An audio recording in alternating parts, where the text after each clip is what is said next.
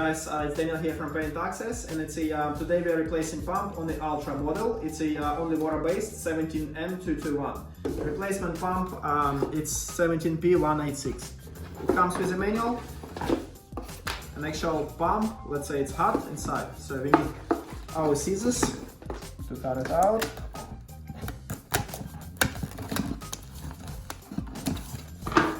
Really carefully with this yellow tag. Now we're going to disconnect battery container, tip guard, 7 screws.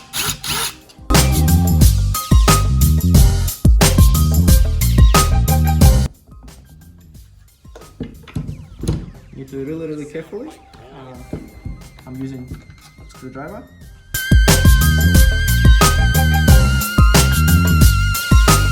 This one was a pressure loss, so we're replacing pump.